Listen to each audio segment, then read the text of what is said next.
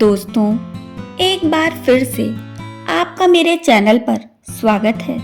आज हम आपको जगन्नाथ मंदिर के इतिहास के विषय में बताने जा रहे हैं। कहा जाता है सबसे पहले सबर आदिवासी विश्ववसु ने नील माधव के रूप में इनकी पूजा की थी। आज भी पुरी के मंदिरों में कई सेवक हैं जिन्हें दैत्यापति के नाम से जाना जाता है। कहा जाता है कि जगन्नाथपुरी के मंदिर का निर्माण मालवा के राजा इंद्रयुम्न ने कराया था। इंद्रयुम्न को सपने में भगवान जगन्नाथ के दर्शन हुए थे। कई ग्रंथों में राजा इंद्रयुम्न और उनके यज्ञ के बारे में विस्तार से वर्णन मिलता है। उन्होंने यहाँ कई विशाल यज्ञ किए और एक सरोवर बनवाया। एक रात भगवान विष्णु ने उन्हें सपने में दर्शन दिए और कहा कि नीलांचल पर्वत की एक गुफा में एक मूर्ति है जिसे नील माधव कहते हैं। तुम एक मंदिर बनवाकर उसमें मेरी यह मूर्ति स्थापित कर दो। राजा ने अपने सेवकों को नीलांचल पर्वत की खोज में भेज दिया। उनमें से एक ब्राह्मण था जिसका नाम विद्यापति था। वह जानता था सबर कबीले के लोग नील माधव की पूजा करते हैं और उन्होंने अपने देवता की मूर्ति को नीलांचल पर्वत की गुफा में छुपा रखा है।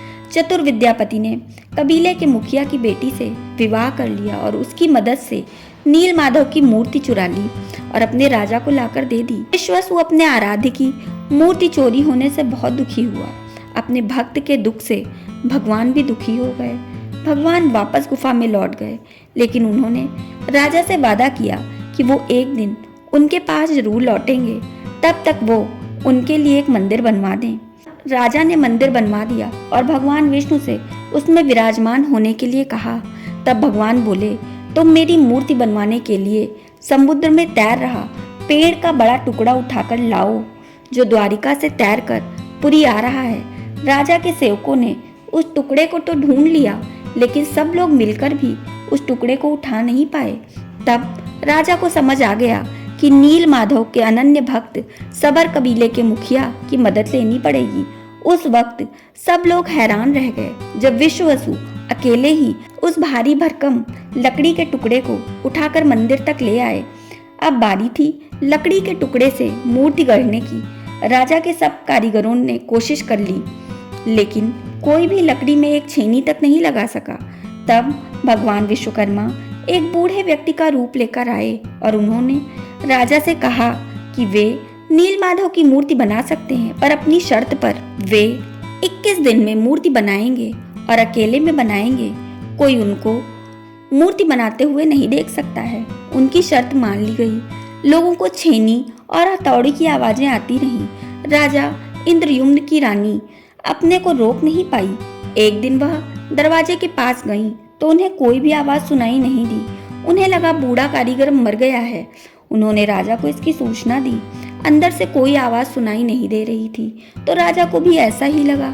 तब राजा ने चिंतित होकर कमरे का दरवाजा खोल दिया। जैसे ही कमरा खोला गया तो बूढ़ा व्यक्ति गायब था और उसमें 3 अधूरी मूर्तियां पड़ी मिली।